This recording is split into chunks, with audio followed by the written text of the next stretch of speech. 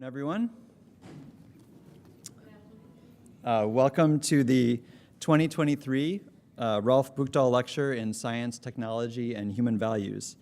My name is Jason Delborn, and I'm the director of the Science, Technology, and Society program here at NC State. STS, as it's known, as many of you know, is within the Interdisciplinary Studies program within the College of Humanities and Social Sciences. I'm also a professor in forestry and environmental resources and part of the Genetic Engineering and Society Center.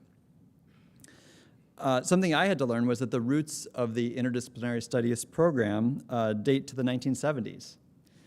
Rolf Buchdahl was a visiting scholar in that program, and after a lifetime in applied physics, Buchdahl wanted to study and teach about the relationships between science, technology, and religion.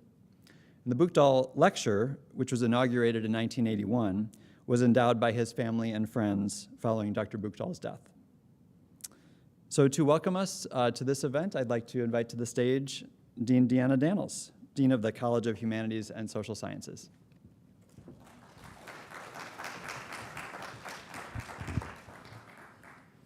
Good evening, everyone. Good evening. Let's try that again. Good evening, everyone. It's great to see all of you, and welcome to this fabulous event. The annual Buchdahl Lecture has been NC State's interdisciplinary public discussion of science, technology, and human values. This lecture showcases the intersections of humanities and social sciences with science and technology in incredible ways. We're indeed living in a time when multiple disciplines must work together. We must work together to solve our most urgent problems: climate change, national security, pandemic responses, artificial intelligence, et cetera, et cetera, et cetera. All of these challenges intersect with science and technology that are embedded in our society, and our college has the opportunity to shape the conversation in solving these critical challenges. Our distinguished speaker tonight focuses on issues of equity and innovation systems. This is perfect. Our college has just rolled out a new strategic plan with 3 strategic priorities focused on innovation, collaboration to solve critical societal problems, and groundbreaking action on diversity, equity, and inclusion. These are the pillars upon which we will set the roadmap for our college for the next 5 years. And I am excited for ways to continue this important conversation and thrilled to have our speaker here to contribute to the conversations we are having. Now I would like to introduce you to Dr. Susanna Lee, Interim Associate Dean of Interdisciplinary Affairs and Partnerships, to welcome you. Thank you for joining us tonight.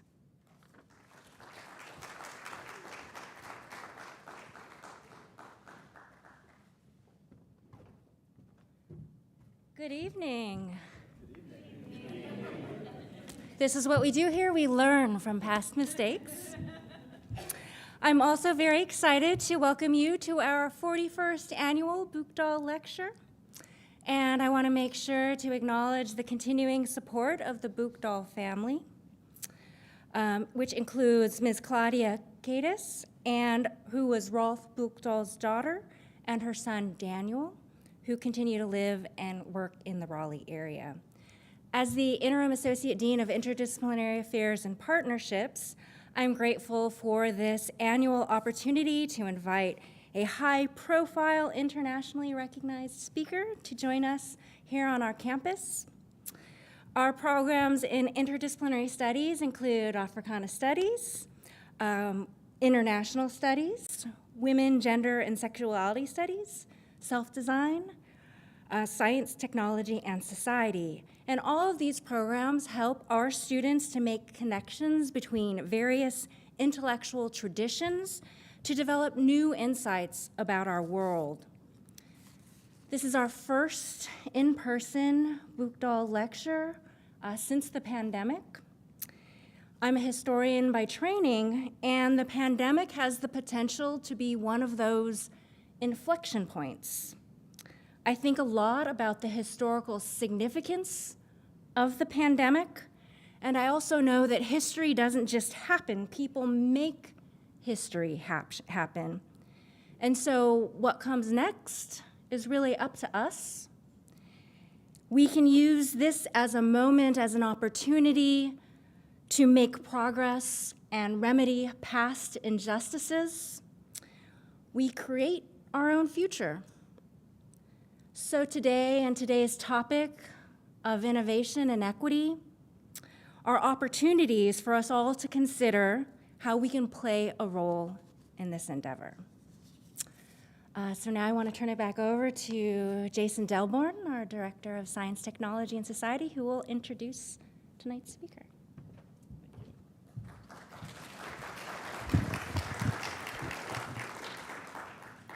Thank you, Dean Daniels and Associate Dean Lee, for those words of welcome. It's now my pleasure to introduce our 2023 Buchdahl speaker, Dr. Shobita Parthasarathi. She is a professor of public policy and women's and gender studies at University of Michigan. She's also the co-founder and director of the Science, Technology, and Public Policy program. Her research examines the political economy of innovation and innovation policy, focusing on equity and justice. She explores key ideas at the intersection of STS and policy, the politics of knowledge and expertise in policymaking, often in a cross-national perspective. Her first book, Building Genetic Medicine, Breast Cancer, Technology, and the Comparative Politics of Healthcare, was published by MIT Press in 2007. It influenced the 2013 US Supreme Court case that determined human genes were not patentable. Think about that for a second. Her dissertation, which she turned into a book, influenced what our nation decided about how society officially thinks about the ownership of human genes. That's incredibly exciting. And I got to hear more about that story today in one of her visits to a class today, so thank you for sharing that. Her second book, Patent Politics, Life Forms, Markets, and the Public Interest in the United States and Europe, was published by the University of Chicago Press in 2017, and it won the 2018 Robert K. Merton Award from the American Sociological Association. Her current book project examines the history and consequences of Tech for Good initiatives around the world. Her lecture this evening will primarily address this area of her work. But I also want to tell you about Shobita as a person. We first met nearly 20 years ago at the annual meetings of the Society for Social Studies of Science, which is the main international STS meeting that's held each year. We were both graduate students at the time. It was my very first time presenting a paper at a conference, and Shobita was the student representative for the 4S Council, the governing council. Even back then, before all of her amazing accomplishments, she was a force to be reckoned with. I will remember actually being slightly intimidated by this incredibly smart, charismatic young scholar who seemed so confident in navigating both the intellectual and social landscape of an academic society. But I also remember how she reached out to newcomers like me and showed genuine interest in who we were as people and scholars. Since then, I've had the great pleasure to watch Shobita become the most successful and influential STS scholar of our generation.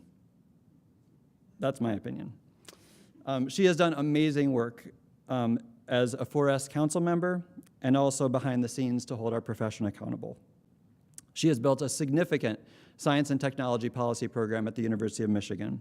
She has joined committees at the National Academies of Sciences to help guide policy making around science and technology. She has written influential pieces for academic and public audiences, and she co-founded the Received Wisdom, an amazing STS podcast that weaves together cutting-edge STS scholarship and the social and political concerns of the day. As Dr. Lee mentioned, this is the only in-person Buchdahl lecture I've been able to host since becoming STS director several years ago, and I could not be more proud this evening to welcome Dr. Shobita Parthasarathi as our 41st Buchdahl Lecture in Science, Technology, and Human Values.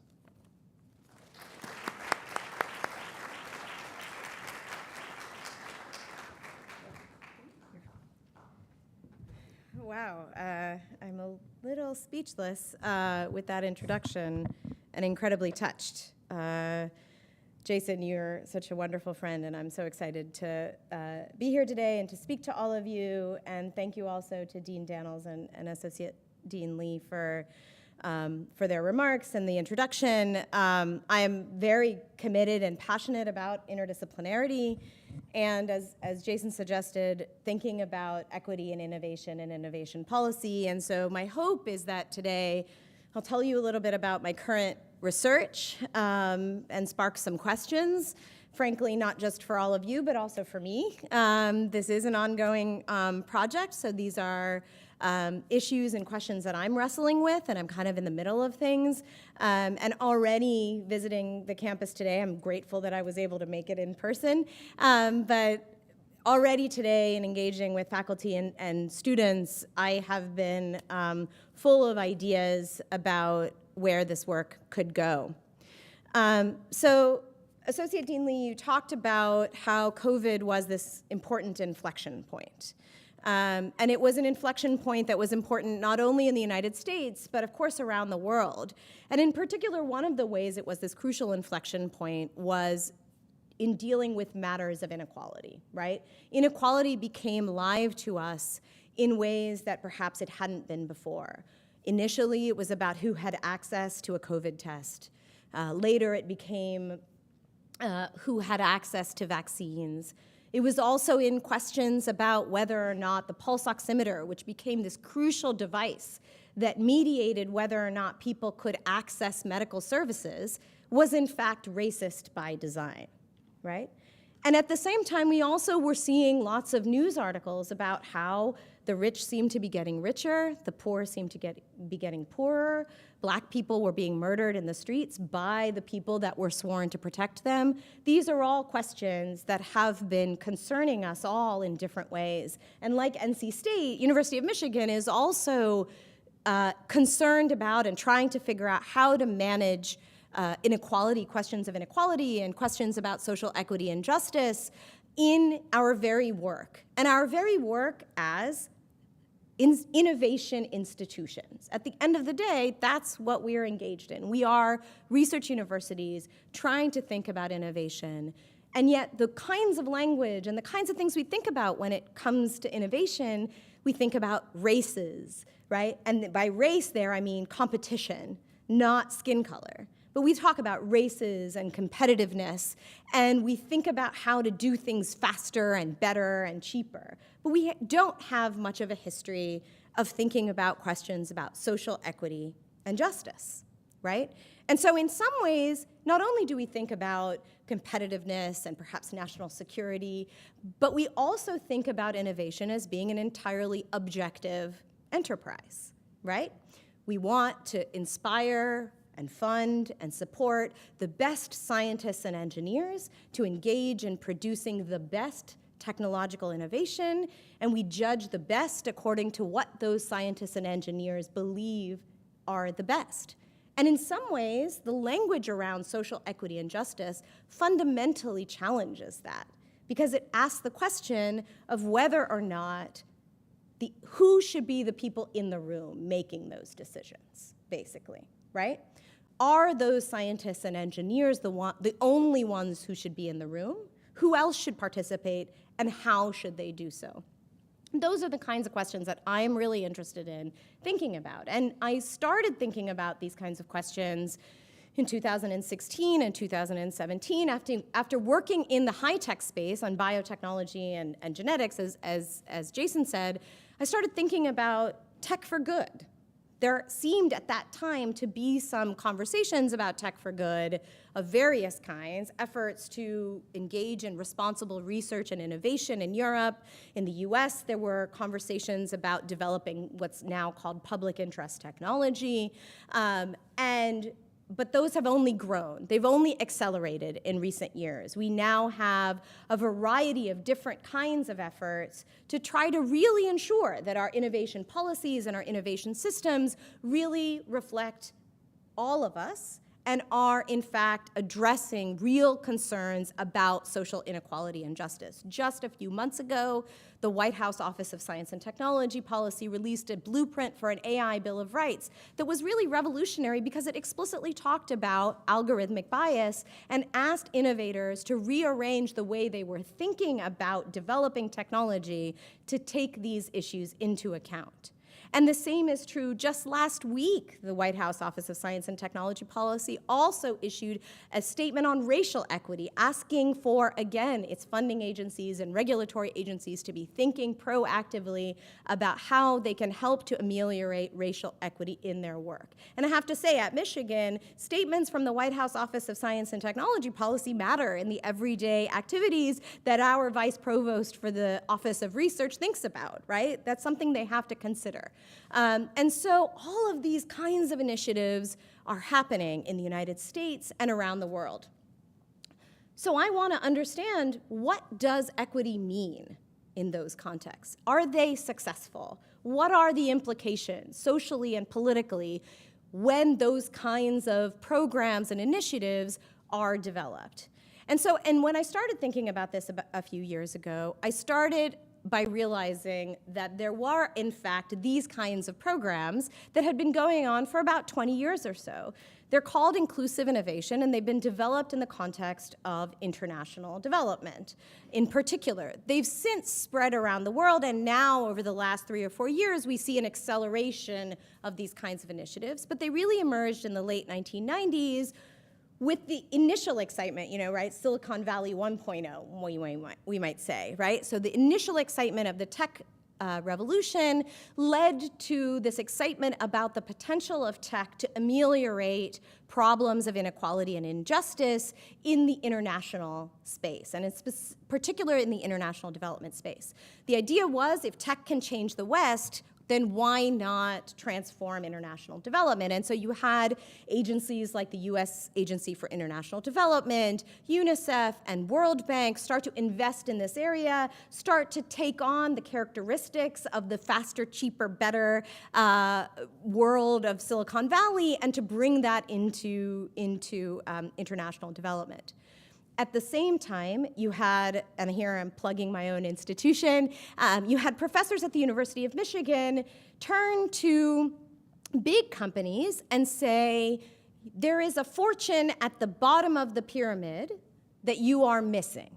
And by that they meant that the poorest of the poor, the lowest income people, mostly they were talking about low and middle income countries, that the lowest income individuals actually constituted a market that was being missed by Fortune 500 companies, and that if they only shifted their strategies, that there would be a win-win. In particular, the company would win by having new markets. They would win in the short term through sales, but in the long term by helping these communities who could become more better consumers, and they were also helping these low-income individuals who are essentially being transformed into consumers.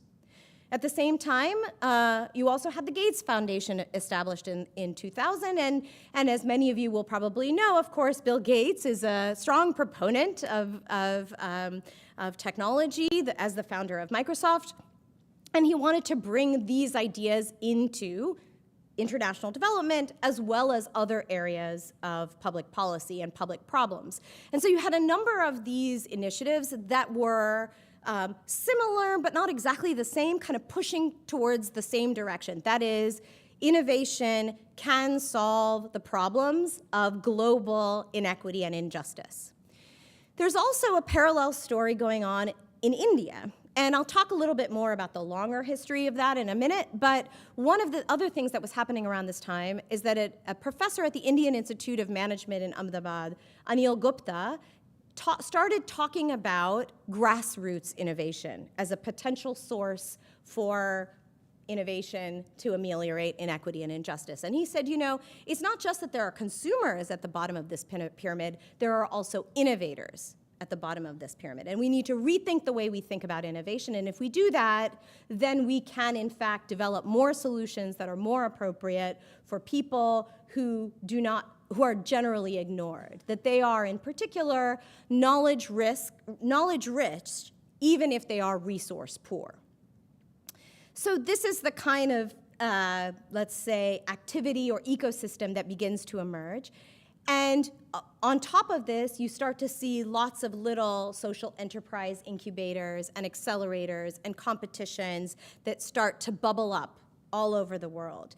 But in particular, India becomes a really rich site, a particularly rich site for this, for a variety of reasons.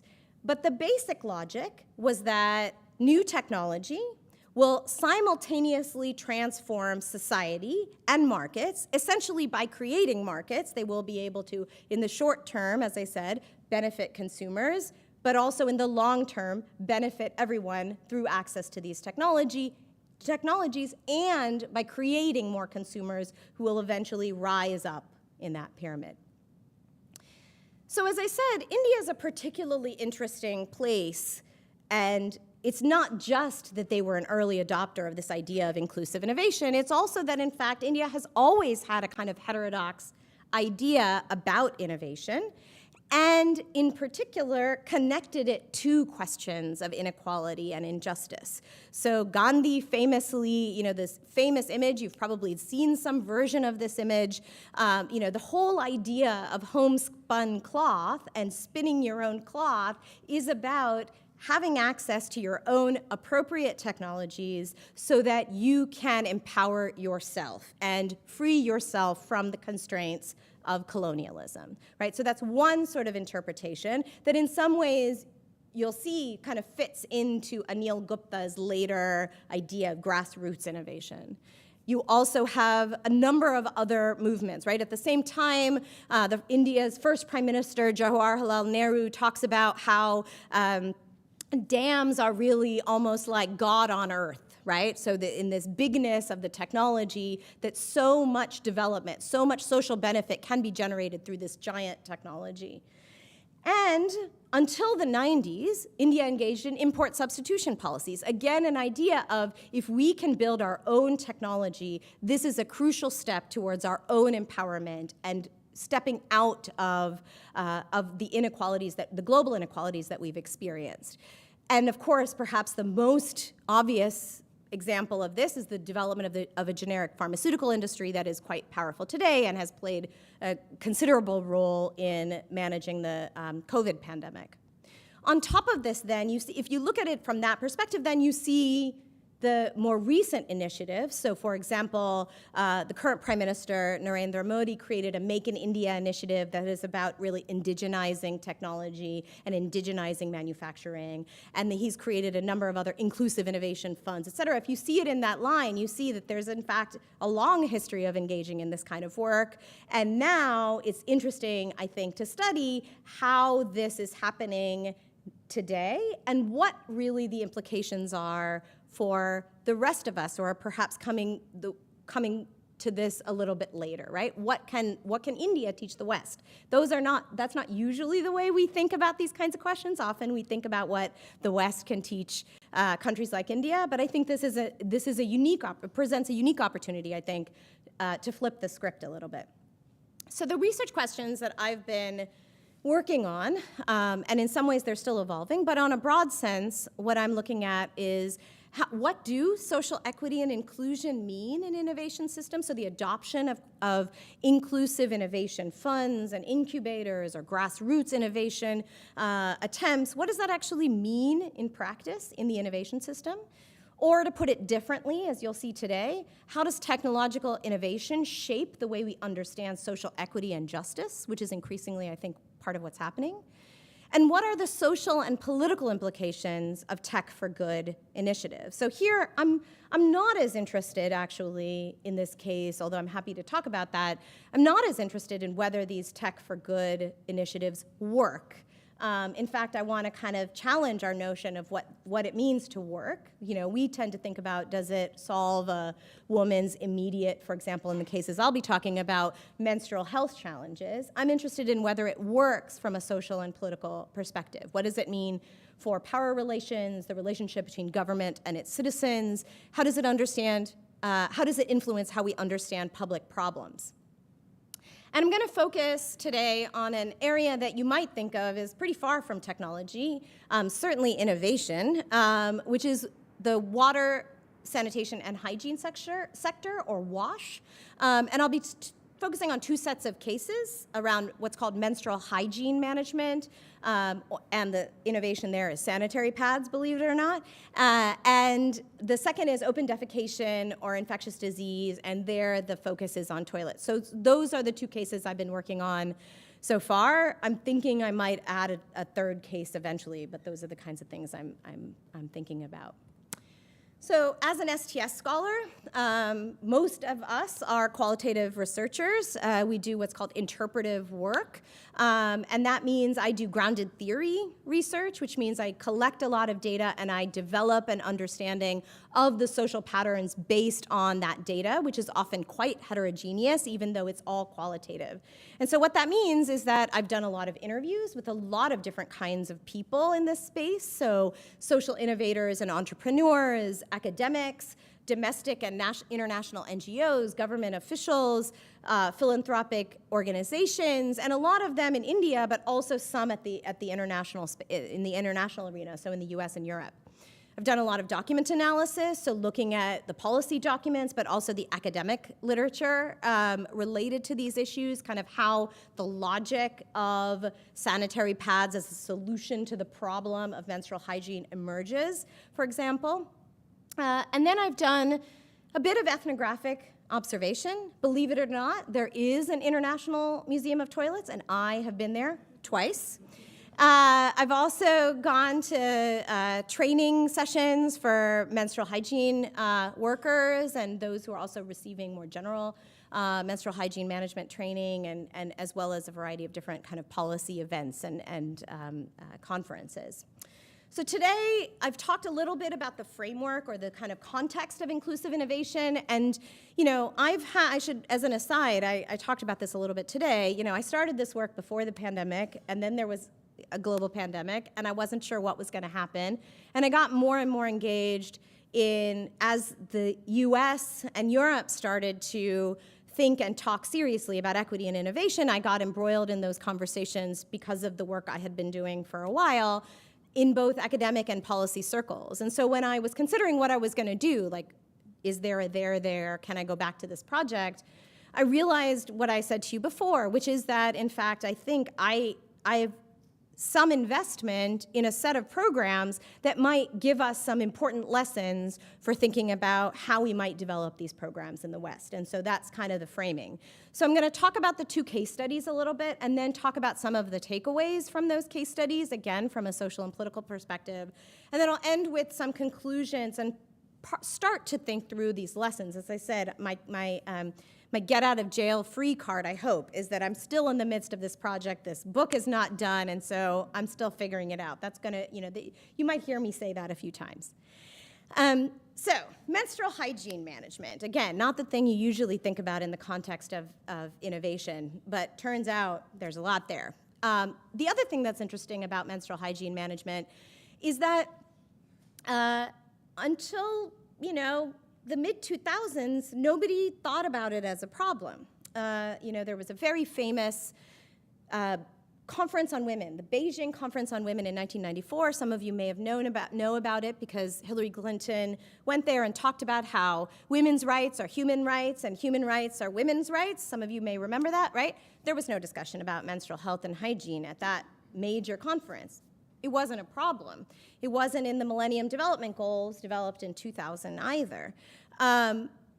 But in the mid-2000s, there were a handful of white papers that were written by development experts, one based in India, another based in Europe, and a third based in the US, concerned about what they called poor MHM, or menstrual hygiene management. And I think the hygiene part is important here. I'll come back to that a little bit in a second. But they were concerned that in low and middle income countries in particular, that girls were not practicing good MHM, and that not practicing good MHM was perhaps leading them to miss or drop out of school, and it was also producing poor health outcomes. At the time, they didn't have much data. They had some concerns, they had some anecdotal experiences, but they were a little worried about it. And so they started to develop, and then it became much more of a global field with a significant footprint among Indian researchers to study this issue. The primary way in which they studied this issue was through what is a tried and true method in the area of global public health. They used what are called knowledge, attitudes, and practices surveys. So they asked girls and women in sort of dozens of studies that I've analyzed, what are your menstrual hygiene practices? Do you miss school? What do you know about menstruation and how it works? And they essentially, in all of these cases, and I'll talk more about this in a minute, but in all of these cases, they said, okay, there is a problem. We're kind of trying to understand, essentially, implicitly, the method led them to assume there was a problem, but just analyze kind of to the degree to which there was a problem. And this was in part baked in to that approach, the knowledge, attitudes, and practices survey approach.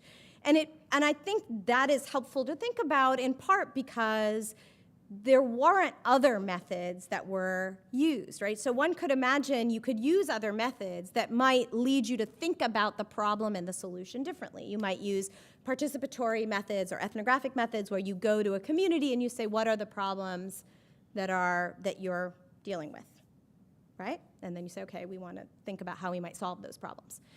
You might think about, okay, if you're interested in menstruation, you might say, okay, I'll study those ethnographically, or I might study them historically. What are the ways in which women have managed their menstruation over centuries? In what ways does that do work for them, right? What's striking about the literature is that those are not questions that were really asked. To even say there are a few is kind of overstating the situation.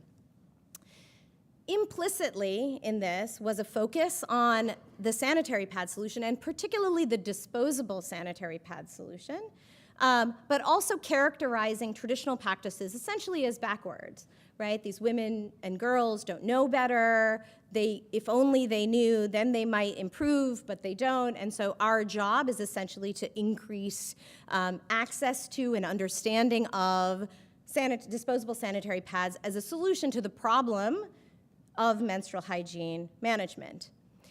At around this time, so this is sort of the mid to late 2000s, a man by the name of Arunachalam Muruganantham, a South Indian man, sort of your quintessential grassroots innovator in some ways. He lives in a small hill town in South India, in Tamil Nadu, called Coimbatore. He had less than a high school education, but he had always been a tinkerer. He discovers upon marriage that, he first discovers that his wife menstruates, and then he discovers that sanitary pads that are bought at the pharmacist are really expensive, and he decides to put his ingenuity to work, and he develops a disposable sanitary pad and a machine to make that disposable sanitary pad. And he starts to get some attention. He gets some grants, including from the National Innovation Foundation that Anil Gupta creates. And in 2010, after some state-level schemes, the government invests in a menstrual hygiene management scheme for the whole country.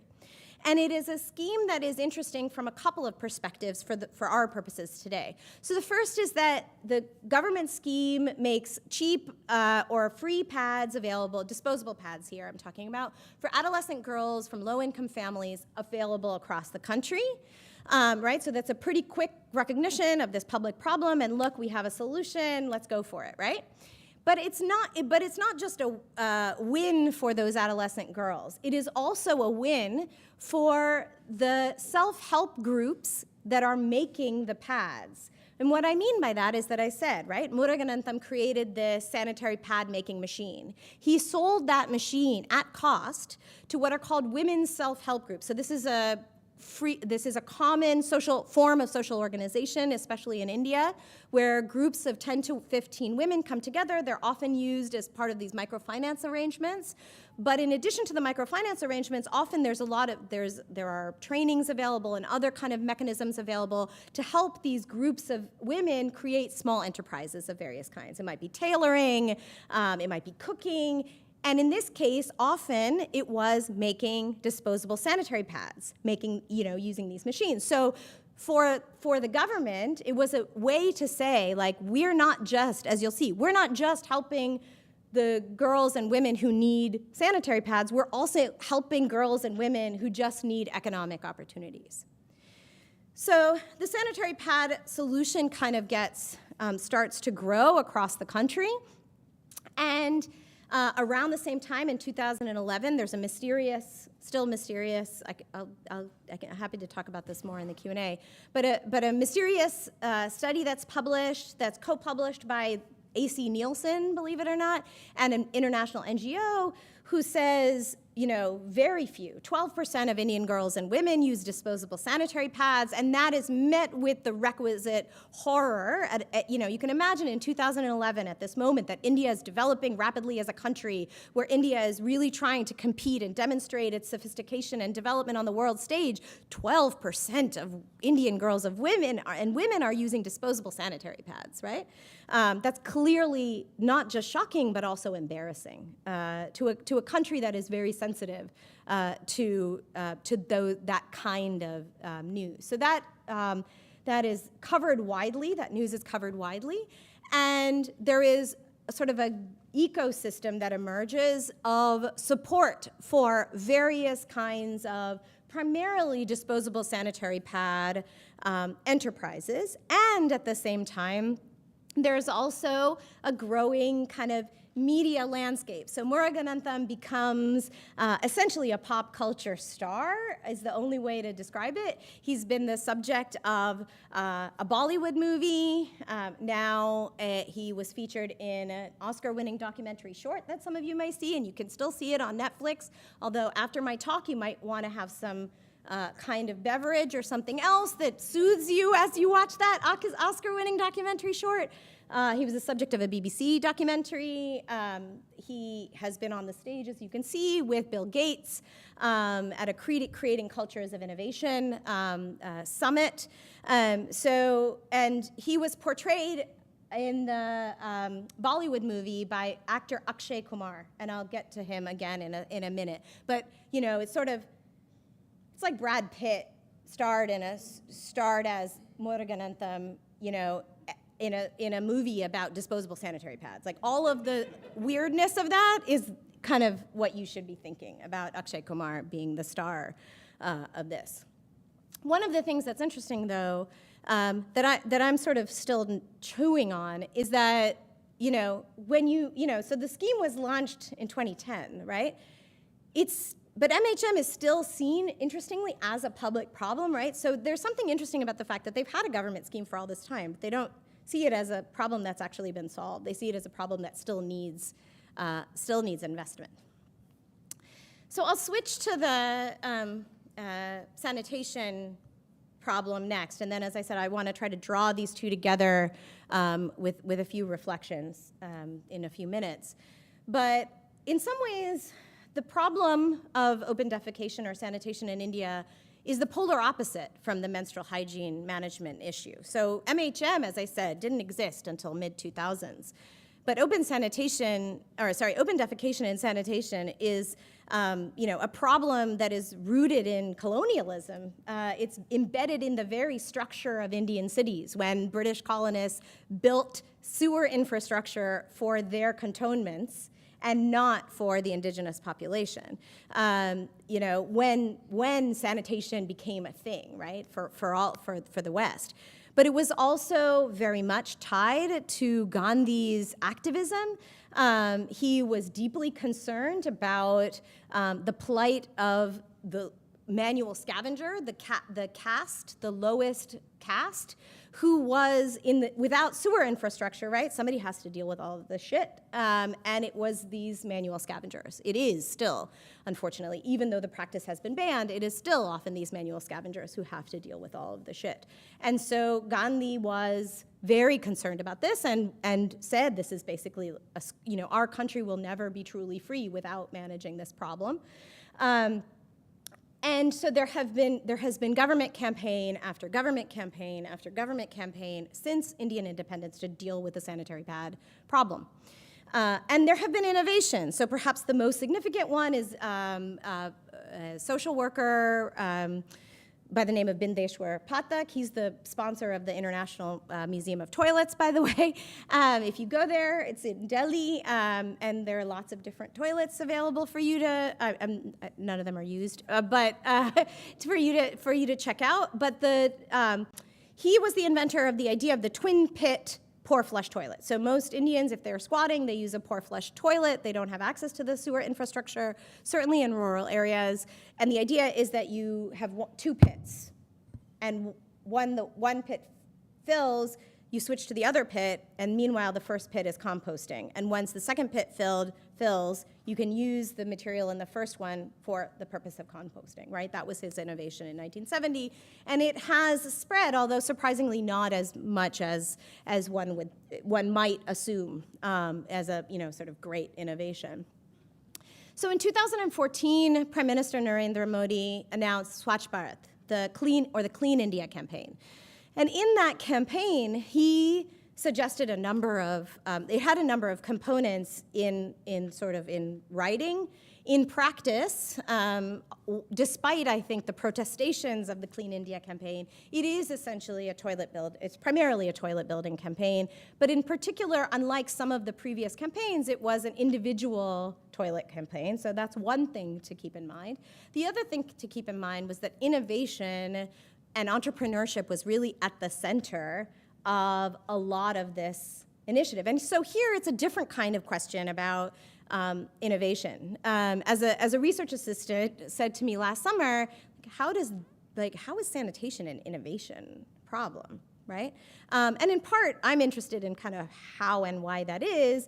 But in some ways, that's also not necessarily the most interesting question, because of course in 2023, any problem that's worth its salt has to be an innovation problem to get anyone to pay attention to it, right?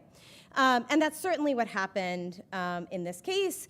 There were many toilets built in India over a 5-year period, and that was the primary method by which they declared India ODF, or open defecation free, in 2019. And now they've moved on to Swachh Bharat 2.0, which is focused on more upstream, solid waste and liquid waste management efforts.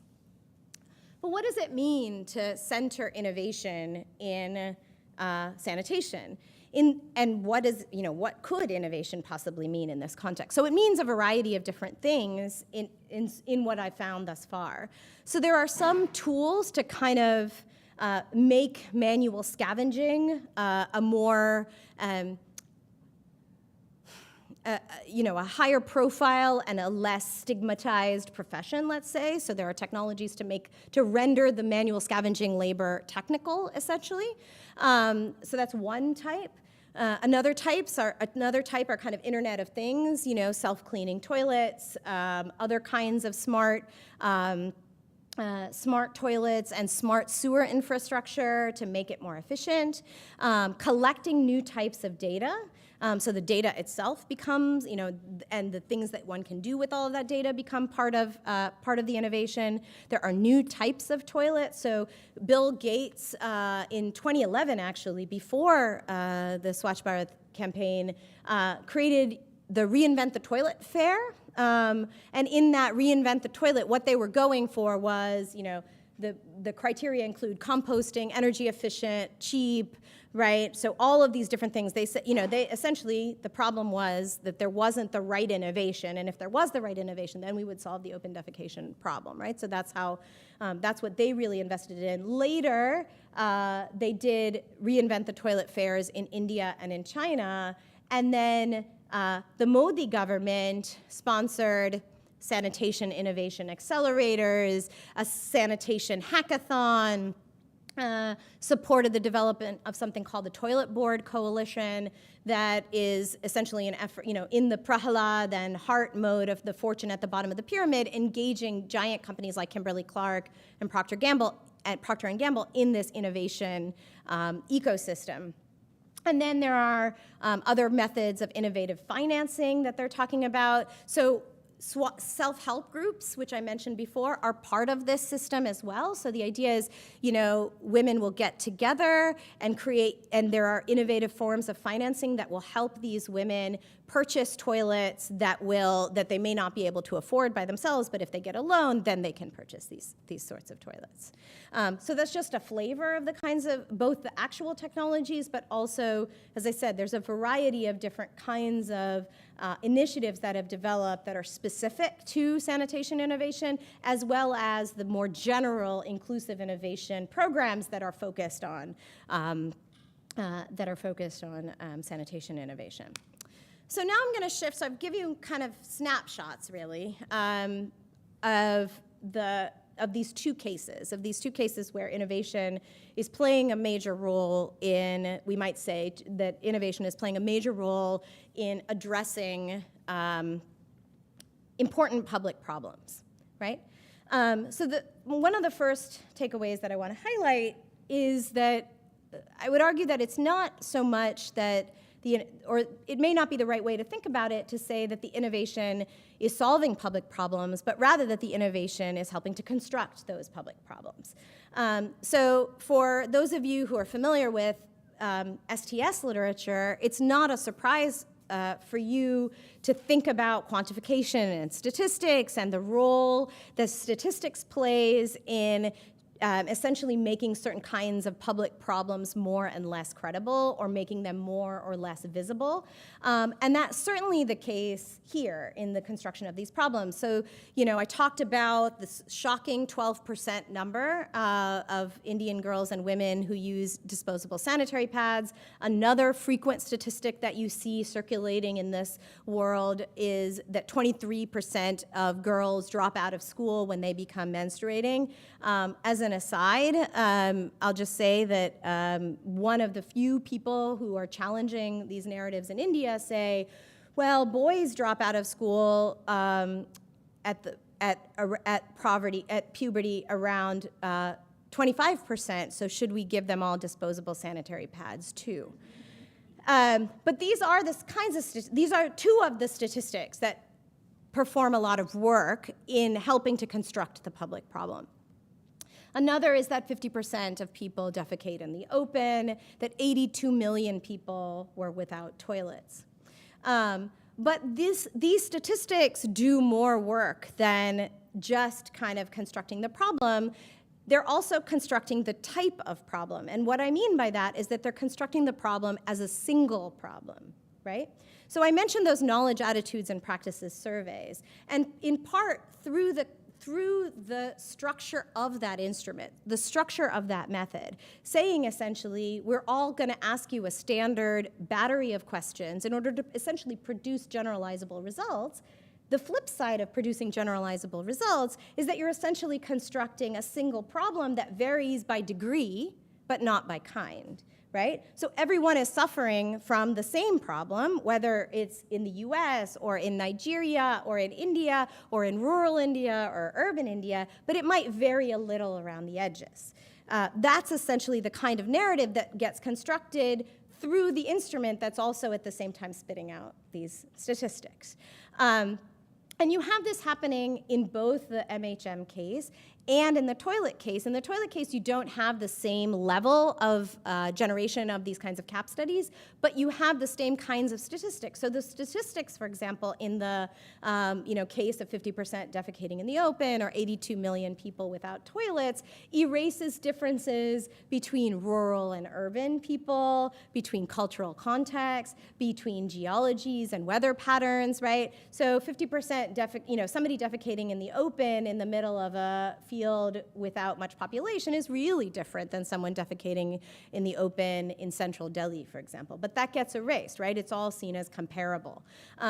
Now, an argument like that is not entirely new in the STS space, but what I'm trying to add to this is to kind of point out that it's not just that the statistics are doing this work, it's that the commodity is also helping to stabilize the problem, right? So there's a goal towards scale. The market has a goal towards creating scale. That is the holy grail of the entrepreneurs, to create enough scale so that you can produce a profit. But in the process of creating that scale, you have to construct a single problem that affects everyone. Because if there's variation of the problem, then you can't find a solution that is going to be lucrative enough for the innovator to participate, right?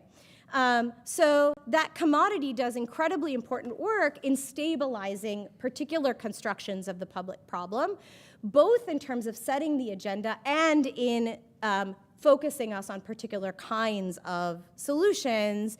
And also, it constructs what the only kinds of potential problem are that you might not be able to access that innovation, right? We know what the solution is. It's a toilet or a disposable sanitary pad.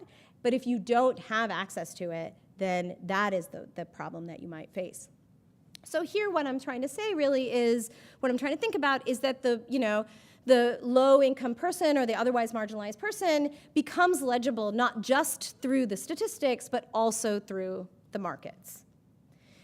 So tied to this, right, so if you think about it in those ways, then it's also, I think, interesting to think about, so there's a lot of the language that I've read in the development and promotion of these kinds of programs is to talk about how marginalized communities of different kinds, low income but otherwise marginalized communities, are participating actively in solving the problem. And so when I hear that kind of language of participation, it makes me think, what do they mean by participation? How can this be, it's different than how I think of participation, where I think, okay, participation might mean helping to shape the problem.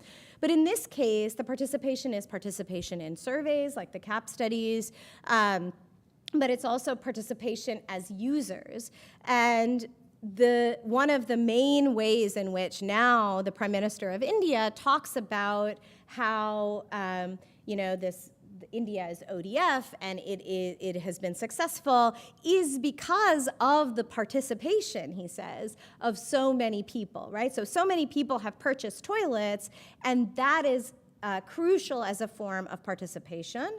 And they are participating in a national movement. So you see here this is the main image of the Swachh Bharat campaign, and you'll notice the glasses. Of course, those glasses are Gandhi's glasses, right? So just as Gandhi fought for independence and freedom and empowerment for the Indian people, Swachh Bharat is doing the same through the commodity, right? Through the toilet. And that's really the link that is being made explicitly, really, in some of these, in some of the statements. So you have here a quote, for example, where Modi talks about how, just as Gandhi, all of these people came out to follow the path of satyagraha on Gandhi's call for the independence of the country, in the same way, crores of countrymen gave their wholehearted support to cleanliness. Right? And that's interesting, because when we think about questions of citizenship in the inclusive innovation moment, we're talking about participation not necessarily as the Great Salt March or other kinds of activism, but rather you can also participate in that kind of movement to freedom by purchasing and using your toilet. The other part of this that I think is really important is that it isn't just about enabling enabling participation and defining that participation in a particular kind of way through consumption. It is also about constructing the user as empowered. So without that access to technology, they are primitive, backward, ignorant, with access to that technology, they can become a full citizen, right? They can achieve their full power, whether that's education or proper health. And you see examples of that here. The last two examples, when they talk explicitly about how lack of access to disposable sanitary pad hold back millions of girls and women from achieving their full potential. And of course, it's also interesting to see in the last quote they talk about one. This is Muruganatham's website. So he talks there about how, right, one Indian social entrepreneur has given women from low-income groups in India dignity by making it possible for them to afford to buy sanitary towels and provide them with an income at the same time, right? So that's an interesting, sort of who's providing what kinds of rights to whom. That is different than the way we might traditionally think about political participation and who are the agents and participants in that process. So then, fitting with this, the third aspect of this is that the state in this case, the state in the process of inclusive innovation becomes essentially a market maker. And what I mean by that is that the role of the state becomes to create these kinds of programs that facilitate the development of inclusive innovation and access to that inclusive innovation. It enables access to commodities and markets, hygienic methods of protection, or 110 million toilets built. That is the goal of these kinds of programs, and that is the goal. That is the work that the state is engaged in. The state is also engaged in expanding the definition of the innovator. To include people like Arunachalam Muruganathan, but not to include, for example, the women who have innovated for centuries around innovation, which of course they have done, but they have not innovated in the ways that are appropriate in this market-making enterprise. The state as market maker also means that the state is not engaged in other types of work. And by that I mean that the state is not interested in questions of the quality of the sanitary pads, for example, these cheap sanitary pads, nor is the state particularly interested in the disposal of those sanitary pads and the environmental consequences of them, or whether or not those toilets are being used. So you'll see at the top of those screens an image that I took when I was doing research in Gujarat, which is a state in India, northern India. And if you look carefully, you'll see that there are, in fact, 3 toilets there. And I'm sorry to say that the third toilet was built by University of Michigan students as part of what's called the Blue Lab program. And the Blue Lab program is an opportunity for undergraduates they often are primarily undergraduate students in engineering, to give back, to engage in tech for good or humanitarian tech initiatives, right? And it also looks good on your resume. The University of Michigan sells this as an opportunity to engage internationally, to engage in addressing social problems. The problem, of course, is that the first 2 toilets are not being used as toilets. I'm not sure what that was an image taken in 2017. Not sure of the current status, but in 2017, it was a pretty clean. I'm not sure the third toilet was being used as a toilet, but it did have a lot more bells and whistles. It was composting, and it did all of these fancy things, which did some work for those engineering students, certainly. But the point that I'm trying to make here is that the state is not concerned about that problem, right? For the state, there are 3 toilets, and that alleviates a serious inequity. The other problem, or the other challenge, or the other notion that I think comes out of this is that the responsibility for any of these kinds of problems, right? The person whose property now houses 3 toilets, it becomes their responsibility to manage those toilets, or the individual's responsibility to manage the problem of a inadequate disposable sanitary pad.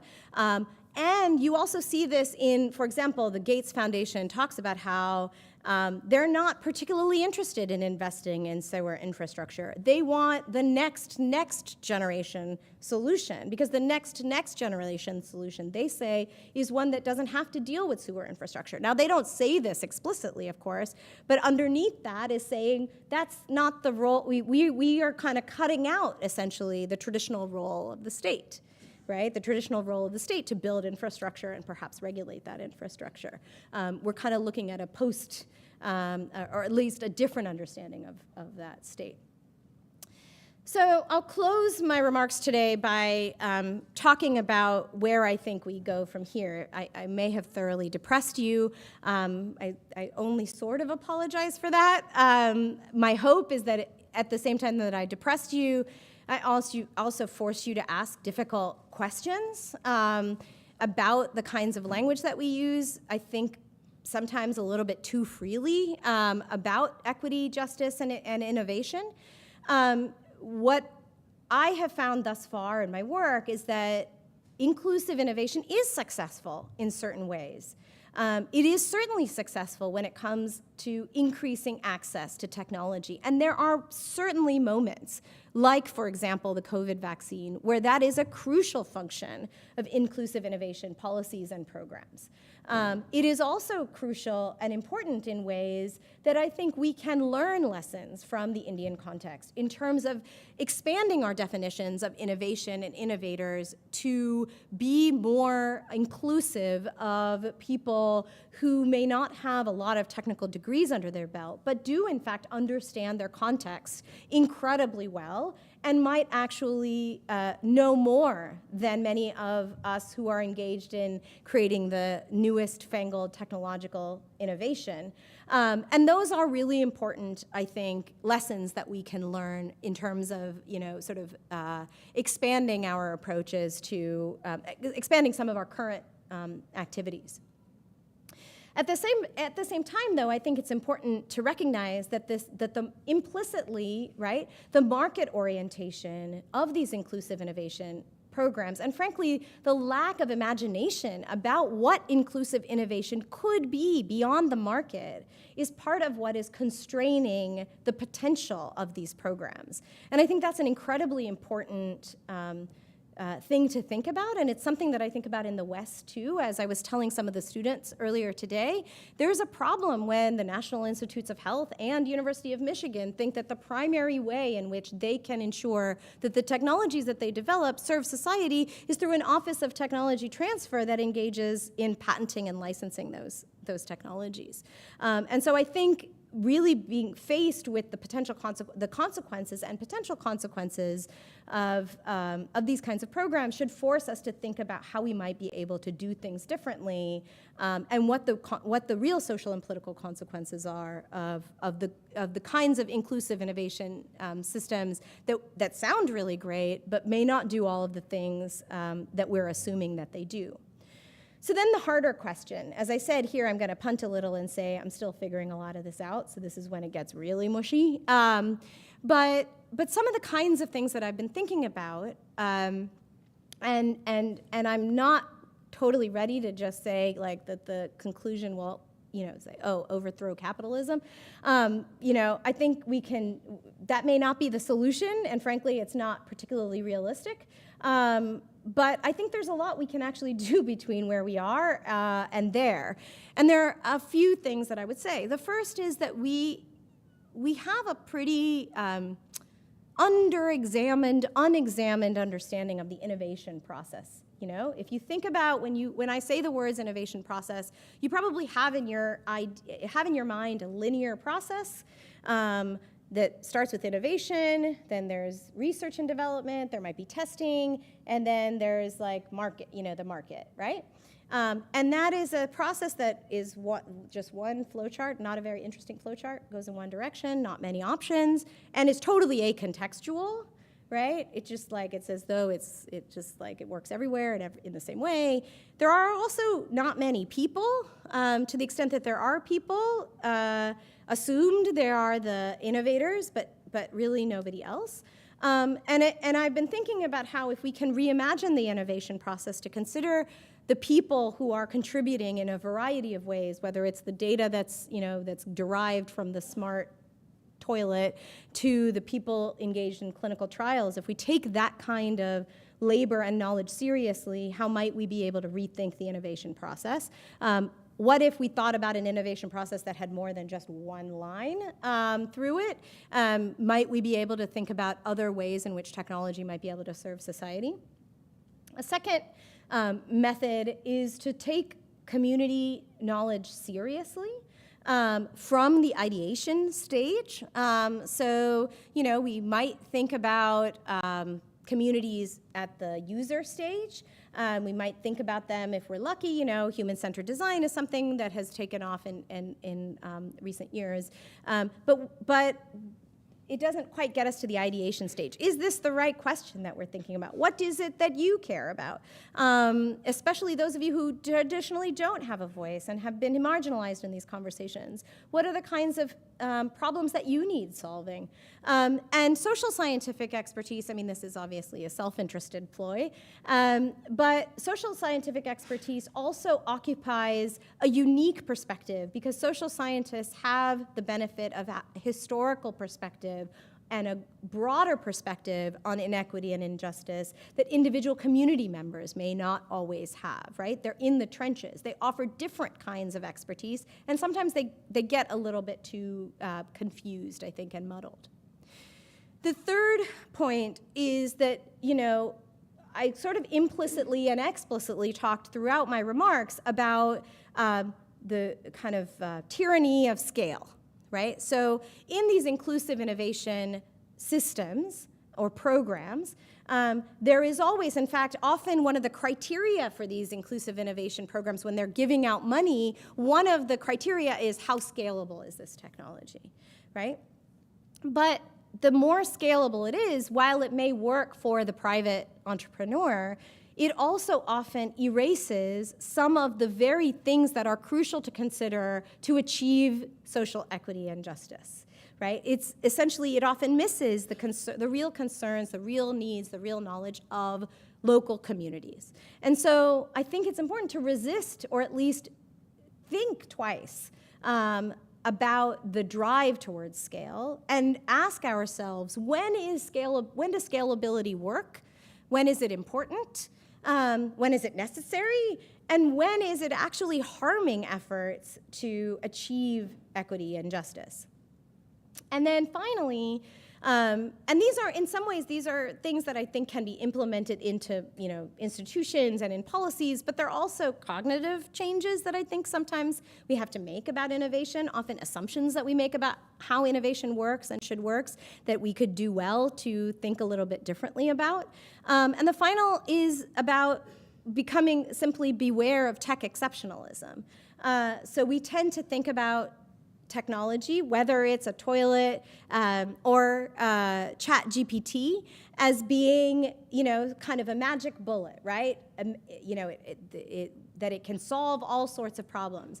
And one of the things that I didn't talk too explicitly about, but perhaps was implicit in what I was talking about, is how in both of the cases that I've studied, the technology kind of becomes magical. As it is proposed and goes through its process, it is able to solve more and more and more social problems without any drawbacks. And that's a political and social reaction to the technology, and we need to be, at the very least, a little bit skeptical about those claims and think carefully about what these technologies can and can't do and what kinds of infrastructure we need to manage the risks of those technologies, because they're always going to have risks. I mean, maybe those risks are worth the benefits, but we have a problem when we're not even thinking about any of those risks. And it raises questions, and this also goes back, I think, to the thinking differently about the innovation process.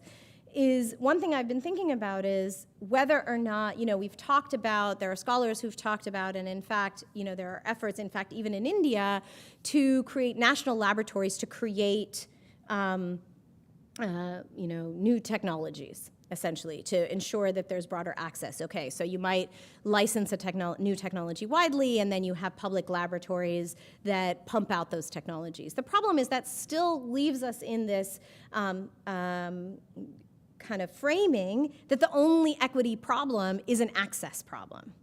But instead, what I'm trying to say is that the equity problem is often a design problem, it's an ideation problem, it's a procedure problem, it's a data problem.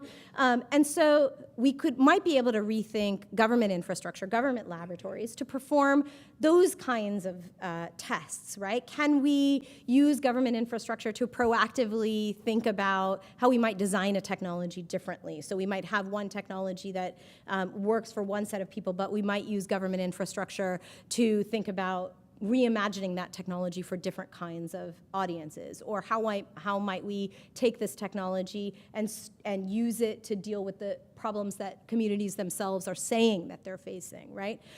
So those are the kinds of things that I'm thinking about when I think about how to imagine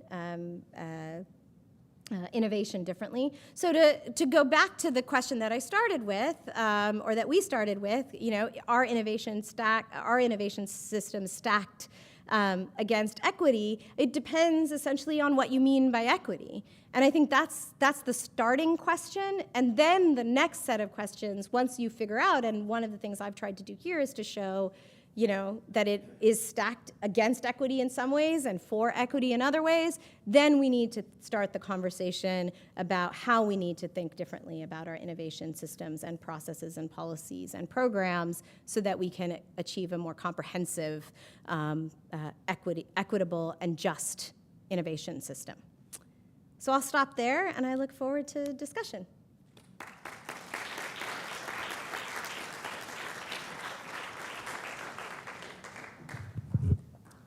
And I'll be happy to bring the mic to you so you can ask questions from the audience. Oh. Really thought-provoking presentation, thank you.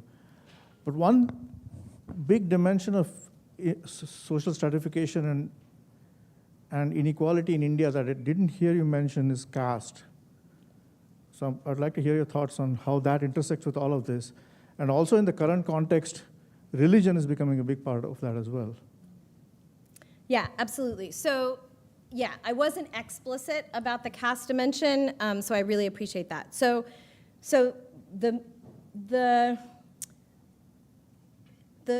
challenge of manual scavenging is really the central way that I think it comes up explicitly in my story. So these manual scavengers are defined as at the lowest caste, right? And that is historically where they have been defined. And so a lot of the processes, from independence onward, the banning of manual scavenging, these toilet campaigns, initially were about toilets to eradicate manual scavenging.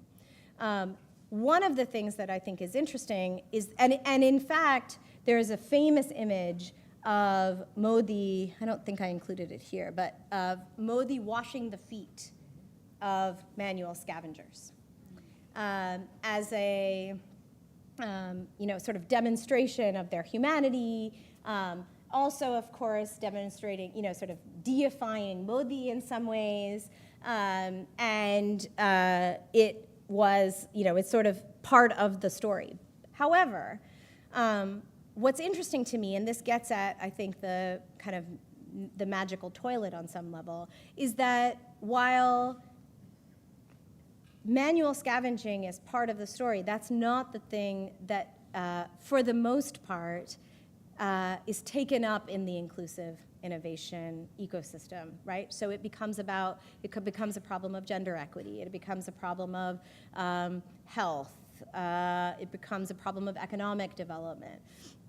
It doesn't get defined politically it certainly isn't getting defined as a problem of caste or a problem of religion explicitly, even though that's kind of at the base of all of this.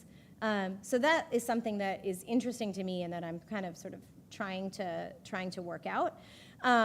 In the menstrual hygiene case, you don't have exactly that dimension as explicitly. In that case, there is this concern of who is collecting the waste, who is collecting these disposable sanitary pads. So, you know, what are women? What are the 88% of women using? Supposedly, if you take that number correctly, what are they using? They're often using cloth, recycled cloth. Primarily, that's the method. That is obviously not going to be disposed as much as the disposable sanitary pad. So it's not just a problem, an environmental problem of waste. It is a problem of who is doing the picking of this waste, and that is that manual scavenger caste. And so in that case, those people's problems, those concerns are not also, even though on the one hand, there are efforts to talk about empowering and dignifying those same individuals, on the other hand, right, there are real concerns about what are the consequences if I'm the one picking up somebody else's disposed sanitary pad are not being considered. So both of those dynamics, I think, are there. In terms of religion, so what I would say there is that I actually think this is an interesting example of how Modi's technocratic agenda is superseding the Hindutva agenda. And I say that because one could imagine Modi talking about traditional knowledge of Indian women, right, and how they manage menstruation. Instead, all of these initiatives have been essentially pathologizing those traditional methods and focusing on the potential economy that could emerge if we were to all move to these synthetic means for managing menstruation. So it's actually, I think, an interesting example of, I think, a broader phenomenon, which is that, of course, Modi has managed to maintain and increase his popularity, in part because he is technocratic and focused on economic development. So for a lot of urban, middle and upper class Indians, it is that part of Modi's agenda that is attractive to them. It is the clean part of Clean India that is attractive to them, and the creation of these economies. And so it's interesting to me that he's, I think, made that choice in this, and the government has made the choice in this case. Okay, this is fascinating, because as you bring up, there's this set of traditional knowledges about menstruation management that are cloth-based, that are more sustainable, that are in a lot of ways better, that could be, reconsidered. And at the same time that this push to move towards disposable sanitary napkins is happening, over here in the US, the only part of the menstrual management market that is expanding is sustainable menstrual products. Like we are moving towards menstrual cups and towards like reusable cloth-based ways to manage this. So like have you thought at all about like the strange circular will you tell us about it? I mean, it's even more than that, right? I mean, so, there have been articles in the New York Times about how Gen Z is not interested in her mother's methods of menstruation, and she wants to use, reusable underwear and cloth pads, and, right? So, and I would also add to what you said, which is absolutely true, that there is also something called the red tent movement in the United States, where women go for a relaxing,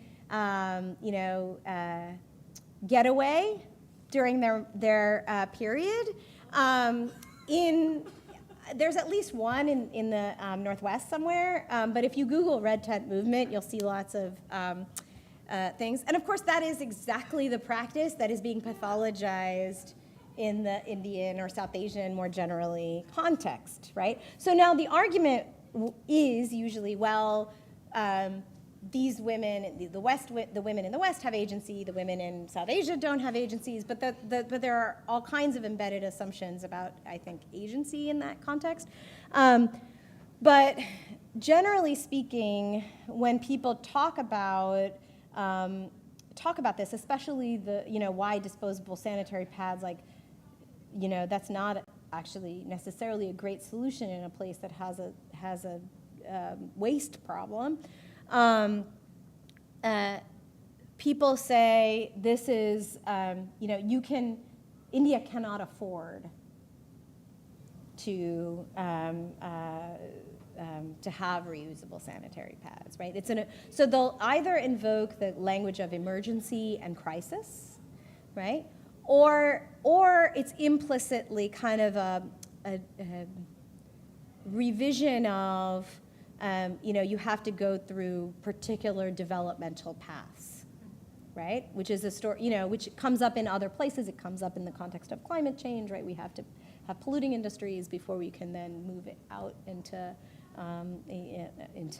renewable energy industries. But you see it even in this context as well. So I think there was something else I was going to say, but it'll come back to me in a minute, I hope. Yeah, thank you so much. This is awesome. So I'm curious, and maybe it's a dovetail to that question, since you mentioned like we might have some things to learn from India. I'm guessing that you're probably at home at times and like scrolling the news and sort of seeing things that have this same parallel of like an innovation that is stacked against equity. So are there things in the US, maybe from non-public health spheres, where you're like, oh man, that educational innovation, is like sort of like doing the same kind of dance in the U.S.? Like, are there other sort of phenomena that are just on your radar, like anecdotally?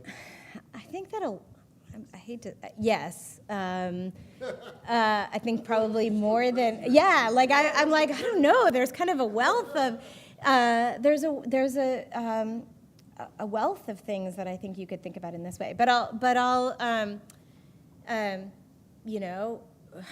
and often it is, so I'm thinking about, I'll use facial recognition technology because that's the thing that's at the top of my, the top of my head, but I think I could maybe think about a bunch of other things, right? So in some ways, and it's important for me to say that in the city of Detroit, facial recognition technology has been deployed very widely, again, as a method of saying, Detroit is coming back. It is, now this vibrant place. Apparently, it is the new Brooklyn. So it's where everyone wants to, all the cool people want to be, and the thing that is enabling that is facial recognition technology. So in all of the cool parts of the city, you have these cameras. And it's very difficult to know, but we know of at least, for sure, we know of at least 2 cases where the technology and then the social system, because it's not just the technology that goes out and makes an arrest, it's law enforcement that has to judge that there's a match in order to make an arrest. We know in at least 2 cases that the technology misidentified a match, and in both cases they were Black people because, we didn't really think about in the development of technology the fact that, in fact, it is inaccurate among everyone except for middle-aged white men. But it's the most inaccurate, I think, among Black women. But, we didn't think about that question in the design process because that wasn't the focus, right? The focus was a scalable technology. And you build a scalable technology based on these data sets. It was only because a Black woman tested it where we started to discover that there was this problem. But there's an interesting thing happening. First, Detroit knows that there's a problem. They know that there have been they know not only about Joy Buolamwini's important work around facial recognition technology and the limited data sets, but they know that even in their context, there have been problems, right? But they're able to say, well, that is just a few isolated cases That's not, generally speaking, this does important work for businesses, right? So again, this is a technology that works because it works at scale. And there might be some errors, but in fact, those errors are demonstrations that the system works because we now know that those were errors. Of course, we don't know actually how many times there were mismatches that that didn't happen to get on the front page of the New York Times. But those are the kinds of cases that I think, like access, in this case, the ubiquity of the technology in a particular city, is seen as the thing that's going to protect that city. And again, a majority black city where a lot of the residents say they want the technology. So it is maximizing that kind of equity. And at the same time, embedded in it are, not adequate questions about design, what I would call design equity, for example, or procedural equity. Who is involved in the conversation? Is the social system adequate? And finally, the kind of tech exceptionalism gets invoked in that case because facial recognition technology then becomes the technology that can solve all sorts of things. So it gets then, it's being used in schools. It's being used in all sorts of places. During COVID, it got used for proctoring. So it becomes the technology that kind of eats all of the public problems. So that's just. We can play that game with a lot of technologies, I think, but that's just one example of thinking about how thinking about how we need to think much more, in a much more complicated way about equity than we currently are. So I'm sure that this discussion can continue. Lots of ideas. You're certainly welcome to talk to our guest and talk to each other over the reception that we have here. But first, please join me in thanking Dr. Parthasarathy for a wonderful talk. Thank you. So thank you very much for coming, and please do enjoy the refreshments, and we'll see you next year.